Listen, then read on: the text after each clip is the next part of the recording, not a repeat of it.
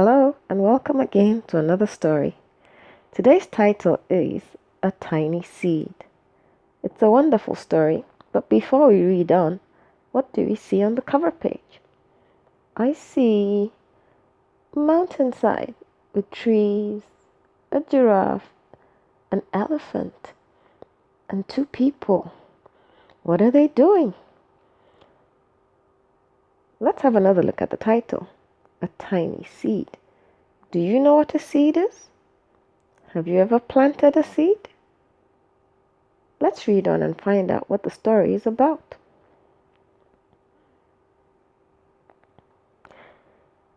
In a village on the slopes of Mount Kenya in East Africa, a little girl worked in the fields with her mother. Her name was Wangari. Oh, here's the girl and her mom we saw on the cover. And here's a zebra. Wangari loved being outside. In her family's food garden, she broke up the soil with her machete. She pressed tiny seeds into the warm earth.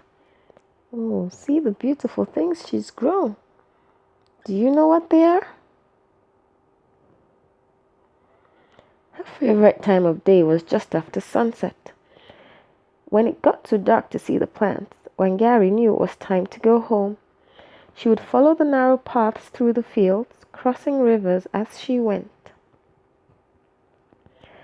Wangari was a clever child and couldn't wait to go to school, but her mother and father wanted her to stay and help them at home. Aww. When she was 7 years old, her big brother persuaded her parents to let her go to school. Do you know what that means, persuaded? That means he appealed to them and asked them, and they agreed with him. Well, good luck. She liked to learn. Wangari learned more and more with every book she read. She did so well at school that she was invited to study in the United States of America. Wangari was excited. She wanted to know more about the world. Have you ever traveled? Do you want to know more about the world? At the American University, Wangari learned many new things. She studied plants and how they grow, and she remembered how she grew, playing games with her brothers in the shade of the trees in the beautiful Kenyan forests. What's this? A magnifying glass. Have you ever seen one before? Do you know what it's used for? The more she learned, the more she realized that she loved the people of Kenya. She wanted them to be happy and free. The more she learned, the more she remembered her African home. When she had finished her studies, she returned to Kenya, but her country had changed. Huge farms stretched across the land. Women had no food to make cooking fires. The people were poor and the children were hungry. Oh no, all the forests had disappeared. Wangari knew what to do.